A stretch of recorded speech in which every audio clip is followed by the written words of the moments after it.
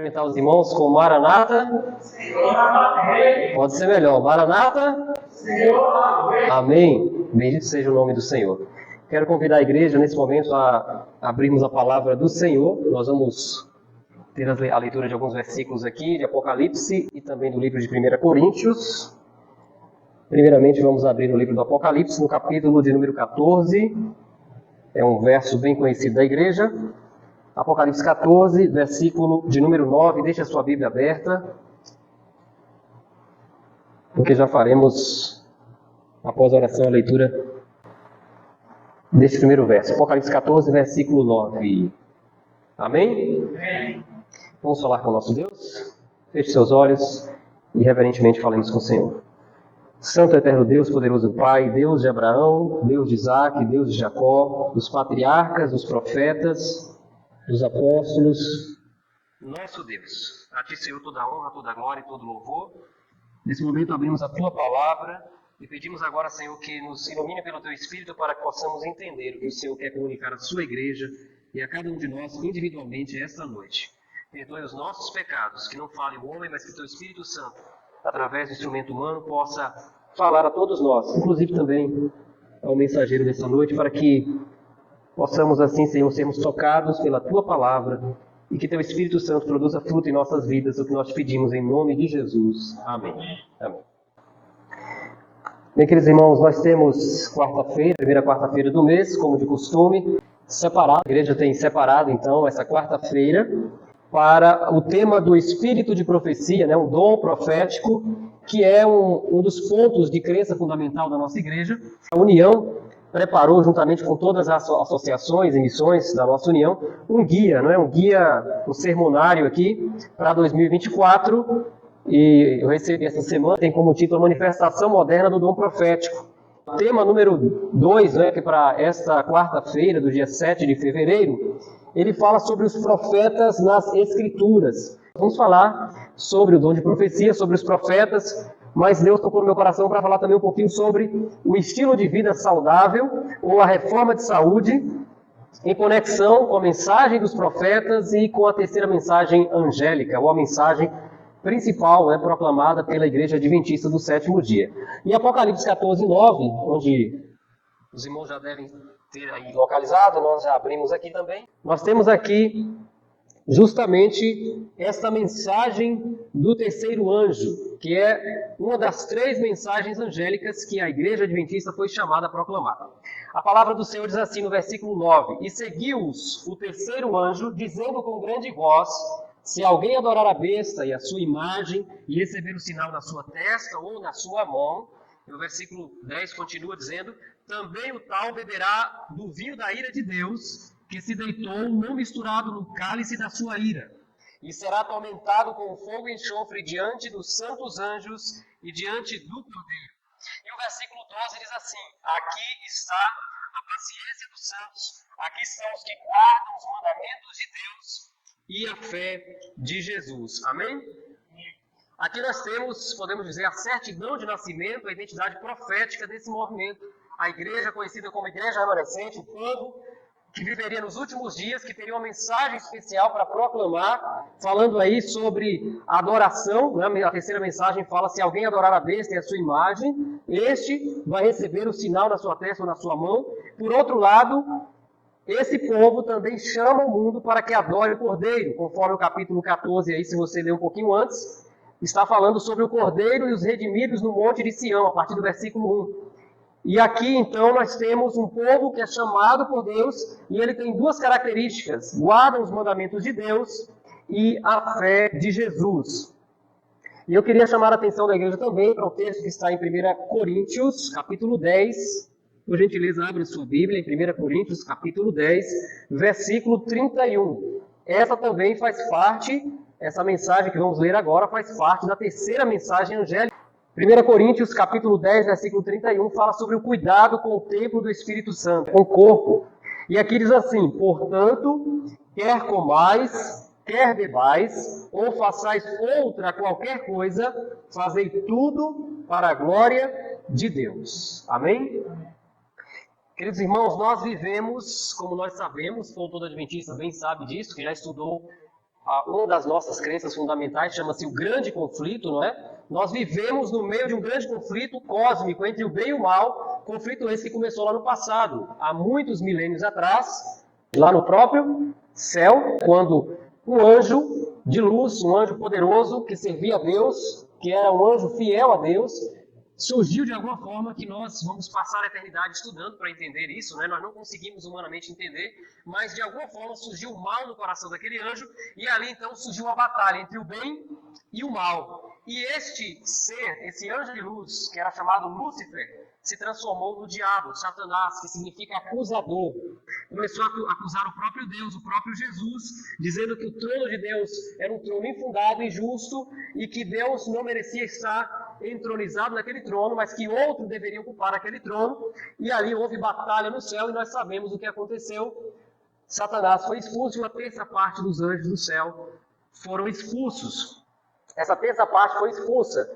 E infelizmente Satanás escolheu o nosso mundo e trouxe o engano. E os nossos primeiros pais, Adão e Eva, então entraram na conversa do enganador e infelizmente tomaram partido ao lado dele, acreditando que se desobedecessem à ordem de Deus de não comer aquele fruto proibido, que eles de fato se tornariam como deuses, mas na verdade se tornaram caídos e pecadores. E por causa disso entrou no mundo o sofrimento, a doença, a degeneração e tudo que nós temos de ruim hoje. Podemos dizer que no Éden o homem era um ser completo, era um ser perfeito. O homem e a mulher estavam ali perfeitamente saudáveis, eles eram totalmente perfeitos, eles não conheciam doença, mas após o pecado surge a doença. Mas queridos, o que tem a ver o espírito de profecia com essa questão de grande conflito, terceira mensagem angélica e com a questão da nossa saúde? A Bíblia está falando aqui que quer comais, quer bebais, né? Nós lemos aqui em 1 Coríntios, capítulo 10, e temos que fazer tudo para a glória de Deus. Bom, isso foi escrito pelo apóstolo Paulo, que foi um apóstolo, mas que alguns também teólogos consideram que Paulo também teve um dom de profecia, porque Deus falava com Paulo. Muitas vezes Deus falou com ele de forma muito direta. Mas se nós pegarmos desde o Velho Testamento, eu quero chamar a sua atenção rapidamente para o texto de Oséias, falando aqui sobre os profetas de Deus. Oséias, capítulo 12. Oséias é um livrinho bem pequeno do Antigo Testamento, onde está antes do livro de Joel, depois de Daniel, o livro de Oséias, no capítulo 12, versículo 13. Olha o que diz a palavra de Deus sobre o dom de profecia ou sobre os profetas de Deus. Oséias, capítulo 12, versículo 13. Amém? Mas o Senhor, por meio de um profeta, fez subir a Israel do Egito, e por um profeta foi ele guardado. Qual foi o profeta que ajudou a conduzir Israel do Egito? Moisés, considerado um dos maiores profetas. Então Deus utilizou um homem, lembrando que não era um homem sem falhas, não era um homem totalmente ainda perfeito quando Deus o chamou, mas era um ser humano como você e eu, que tinha consciência de que devia se entregar ao chamado de Deus, e Moisés então buscou viver uma vida de comunhão com Deus. Moisés é um dos grandes profetas da Bíblia, mas a Bíblia também nos fala de outros patriarcas que também foram considerados profetas. Por exemplo, Enoque, ele foi um profeta de Deus, está inclusive na galeria dos heróis da fé, lá em Hebreus capítulo 11, versículo 5, e também nos fala que Enoque foi um profeta, inclusive o primeiro, e profetizou sobre a volta de Jesus. Está lá em Judas 14, 15. Temos um outro patriarca também que foi um profeta, Noé. Noé era um homem justo, a Bíblia diz que ele andava com Deus, de acordo com Gênesis capítulo 6, versículo 9, e Noé, então, ele foi chamado por Deus para dar uma mensagem de advertência e preparar o povo, um povo da sua geração. No período dos profetas e reis tivemos vários outros, e temos também na Bíblia algumas profetisas, mulheres que foram chamadas para o ministério profético. Poderíamos citar aqui Miriam, Débora, a mulher de Isaías, Uda,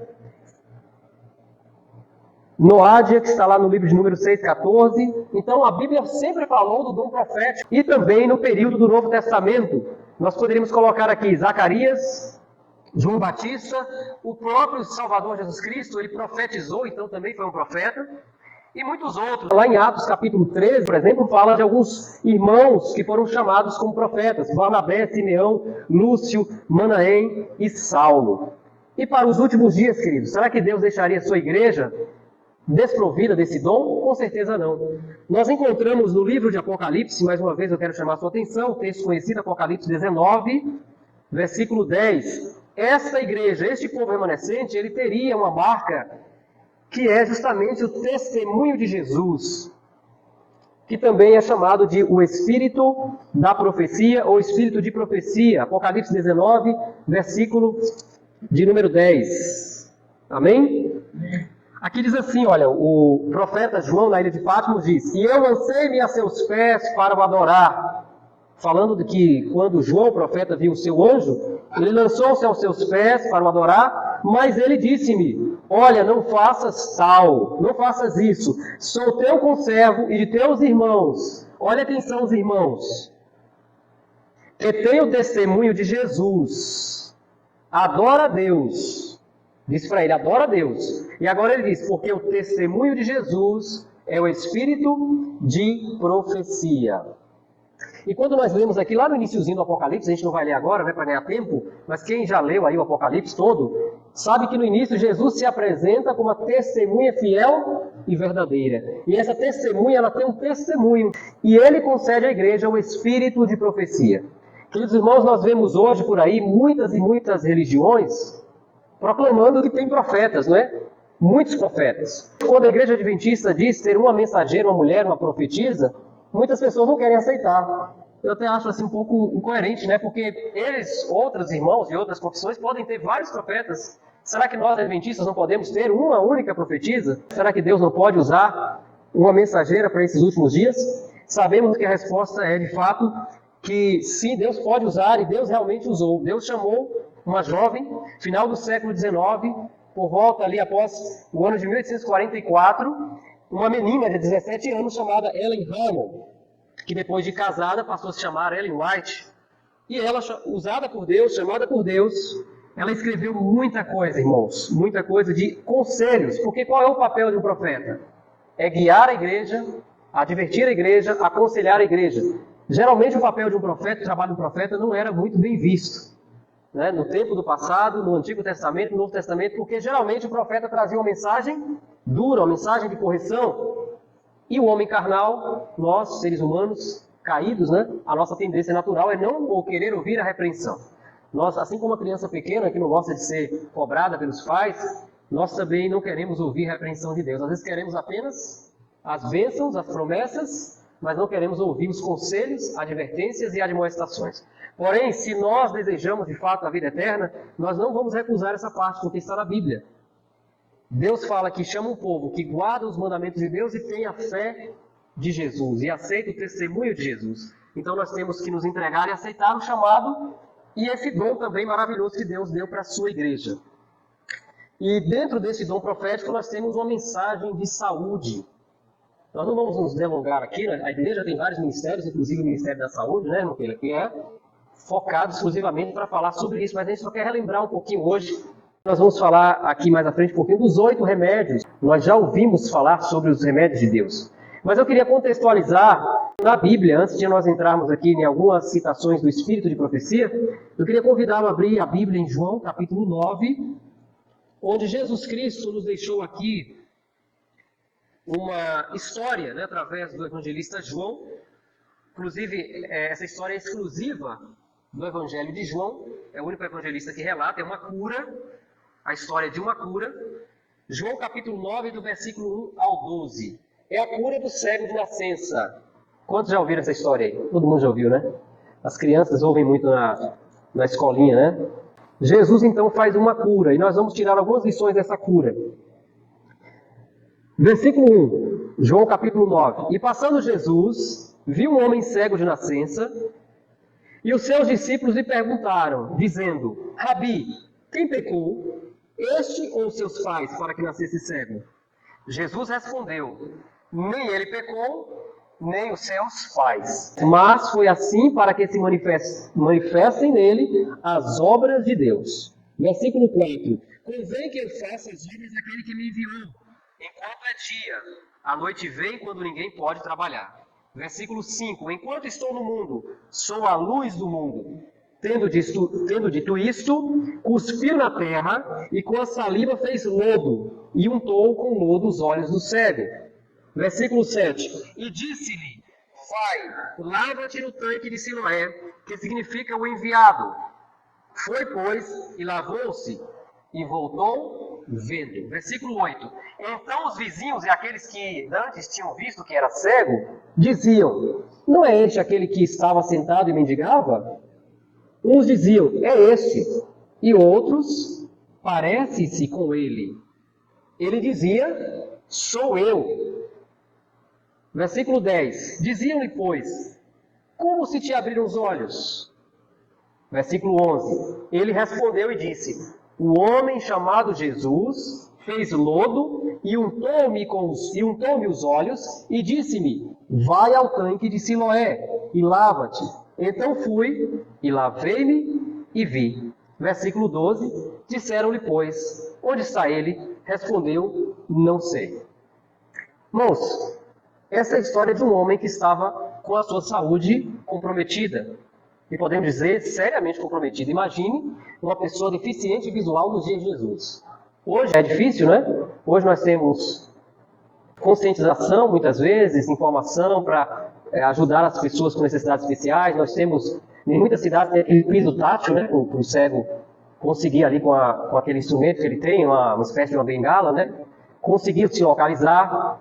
Hoje nós temos bons recursos, uma série de políticas públicas que favorecem muito uma pessoa deficiente visual conseguir ter autonomia, conseguir viver uma vida longa.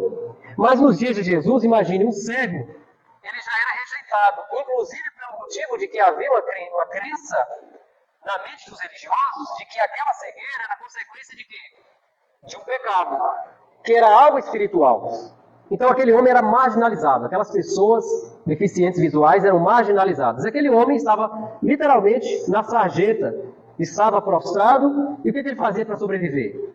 Aqui diz que ele mendigava, não é isso? Ele mendigava. Então aparece Jesus na vida desse homem.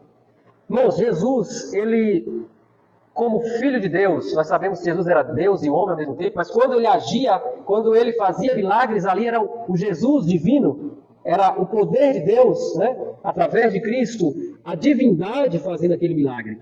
Jesus poderia ou não poderia simplesmente ter dito àquele homem: olha, levanta-te, vai enxergando. Poderia ou não? Poderia, com certeza. Jesus poderia falar: abre os olhos, enxergue, veja as cores, o colorido aí do mundo ao seu redor. Mas Jesus fez algo, irmãos, para deixar alguma lição para nós, com certeza.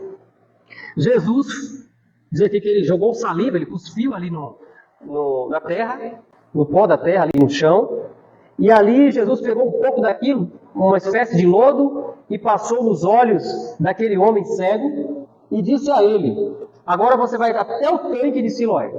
O tanque de Siloé era um local onde as pessoas que tinham problemas de saúde ficavam esperando um milagre acontecer. Elas se banhavam naquele local.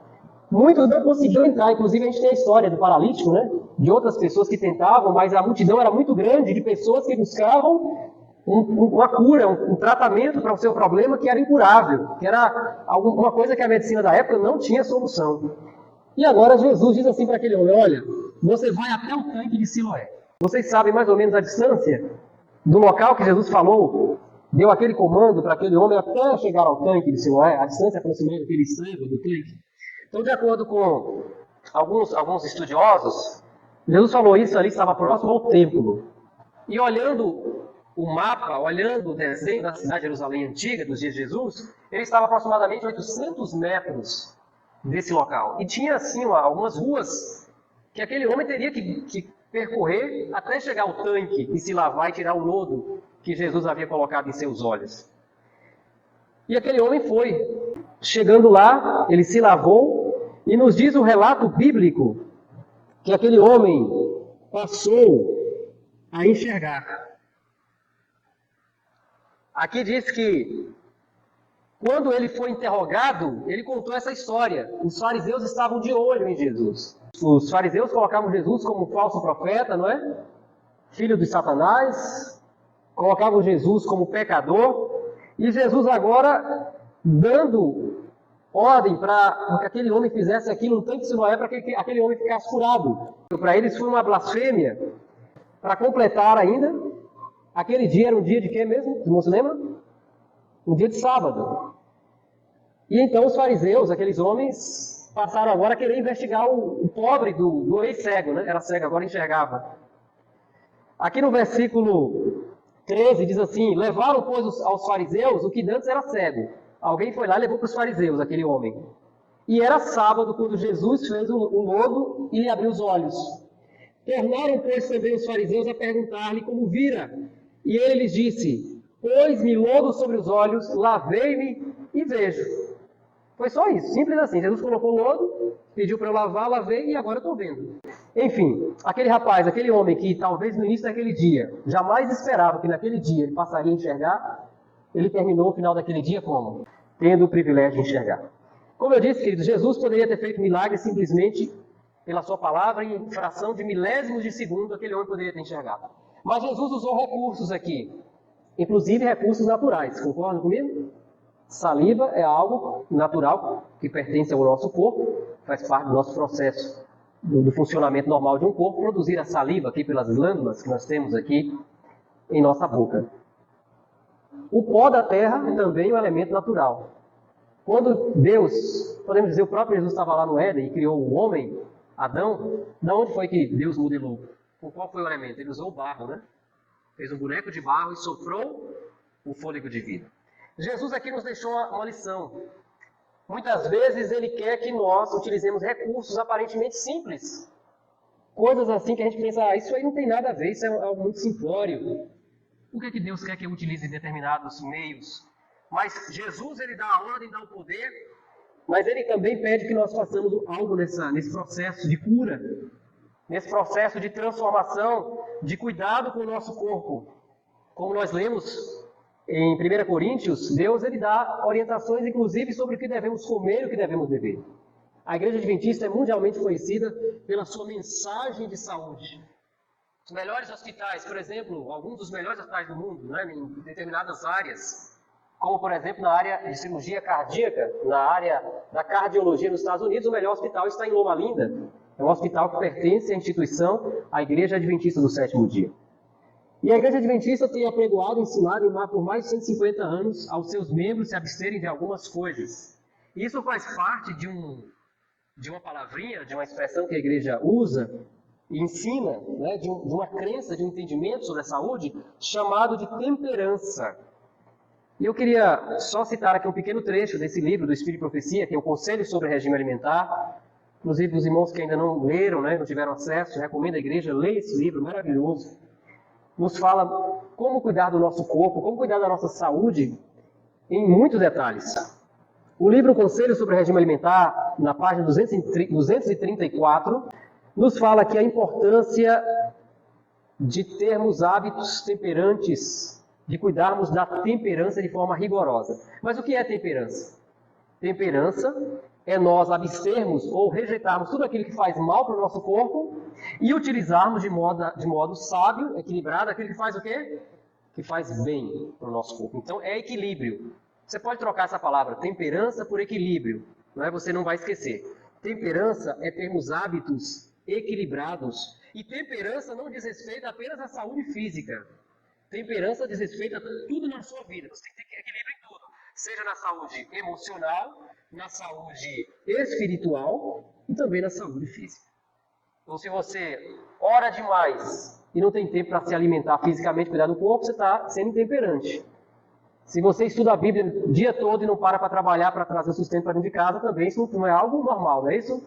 É intemperante, é desequilíbrio. Mas se você cuida do seu corpo de forma extremada, mas não tem tempo para cuidar da saúde emocional, da saúde espiritual também, você está sendo intemperante, desequilibrado. Agora, olha o que diz esse texto do livro Conselho sobre o Regime Alimentar, página 234. Se nós reconhecêssemos que os hábitos que formamos nesta vida afetarão nossos interesses eternos, que nosso destino eterno depende de hábitos estritamente temperantes, esforçar-nos-íamos no sentido de praticar rigorosa temperança no comer e no beber. Se nós parássemos para pensar, reconhecêssemos que os hábitos que você está formando nesta vida, que você e eu, que nós estamos formando nesta vida vão afetar os interesses eternos, o nosso destino eterno, nós iríamos nos esforçar no sentido de praticar rigorosa temperança. O que é isso? Um equilíbrio rigoroso, cauteloso, cuidadoso em todas as coisas. Queridos, hoje o mundo tem pregado muitas coisas que a Igreja Adventista prega há mais de 100 anos, mas que infelizmente, muitas vezes você e eu esquecemos de colocar em prática.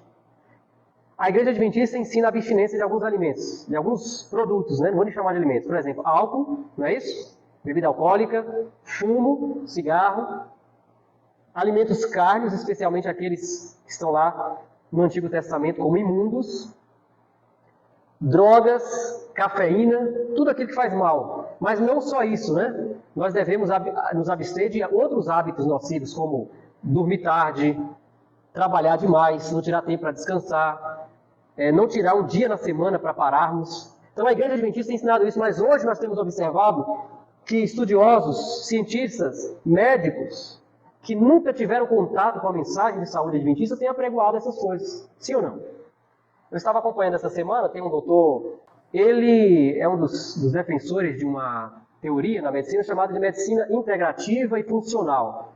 Ele e um grupo de médicos no Brasil têm apregoado isso, onde eles dizem que todas as matérias da saúde, todas as áreas da medicina têm que se unir, inclusive a educação física, inclusive fisioterapia, inclusive outras áreas, para tratar o ser humano como um todo. E não fatiar o ser humano. Quebrou a perna, vai no fisioterapeuta. Não, mas você tem que também ver a nutrição, aí tem que passar no nutricionista, ver as vitaminas. Então eles estão pregando que tem que se trabalhar o ser humano como um todo. E aí eu fiquei pensando, mas a gente ouviu isso há muito tempo, né? E eu queria chamar a atenção para esse outro pequeno texto, e é o último texto de Ellen White que nós vamos citar essa noite, está no mesmo livro, Conselhos sobre Regime Alimentar, na página 301. Aqui nós temos o que você pode, eu e você podemos fazer para cuidar da nossa saúde como um todo e para termos cura, se não for de todas as doenças, mas de muitas doenças e a prevenção de quase todas, ou podemos dizer a prevenção praticamente de todas. Olha o que diz o Espírito de Profecia para nós, irmãos. Esse dom profético nos traz uma mensagem chamada reforma de saúde, que é isso que nós estamos falando essa noite. Essa reforma, essa mudança de saúde é para quê? Para que nós tenhamos a mente clara, um corpo sadio, para que no grande conflito a gente saiba escolher, adorar a Deus e estar do lado correto. Aqui diz assim, página 301, ar puro, luz solar, abstinência, repouso, exercício, regime conveniente, uso de água e confiança no poder divino.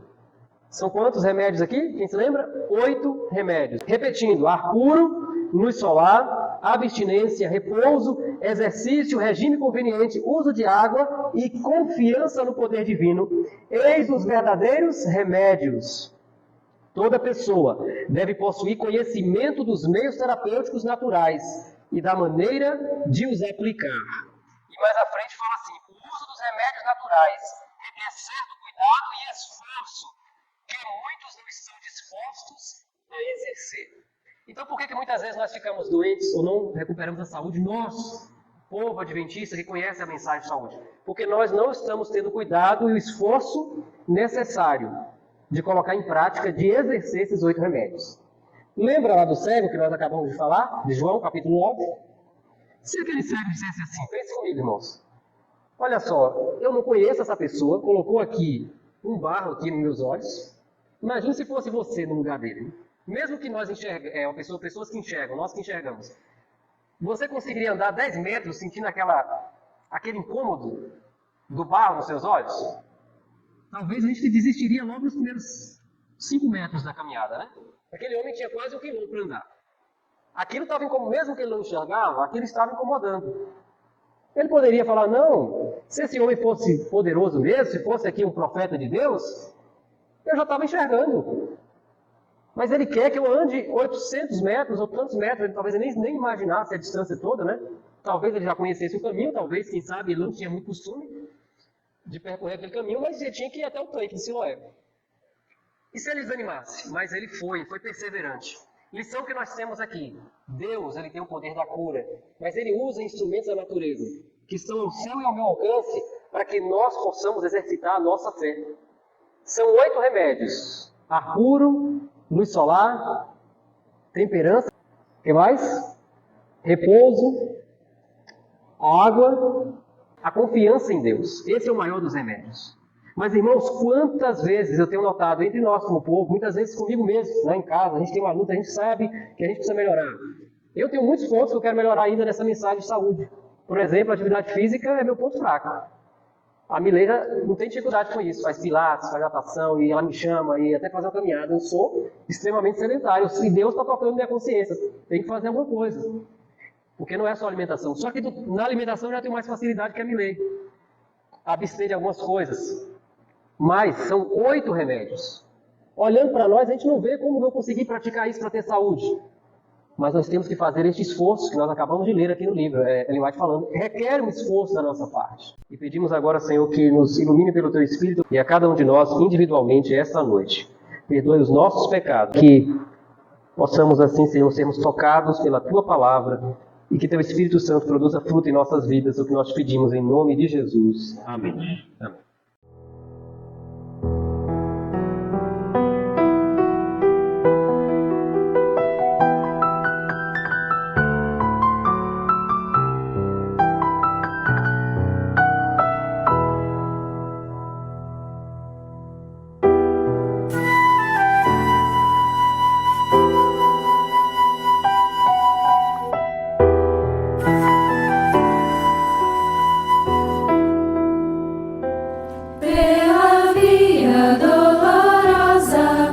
Jerusalém chegou, certo homem carregando uma cruz. Multidões queriam ver o homem condenado a morrer.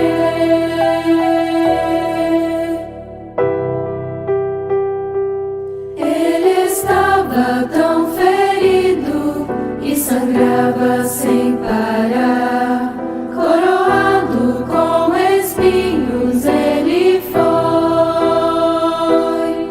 e não podiam ver o homem condenado a morrer. Pela via dolorosa, que é a estrada do horror, qual ovelha veio Cristo Rei Senhor. E Ele foi quem escolheu dar a vida por ti, por mim. Pela via dolorosa, meu Jesus Sofreu assim.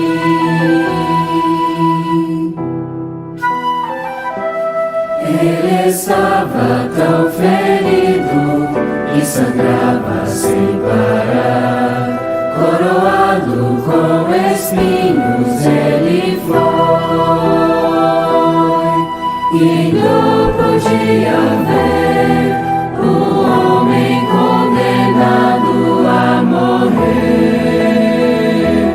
Pela via dolorosa, que é a estrada do horror, qual ovelha veio Cristo Rei Senhor. Ele foi quem escolheu dar a vida por ti, por mim. pela via dolorosa, meu Jesus Sofreu assim. Jesus se entregou, mostrou o seu amor, morreu numa cruz em Jerusalém.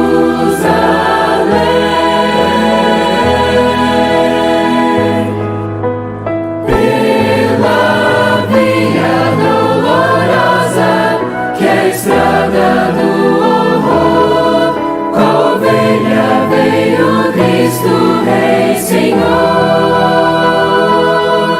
Ele foi quem escolheu dar a vida por ti, por mim. pela via dolorosa, meu Jesus Sofreu assim.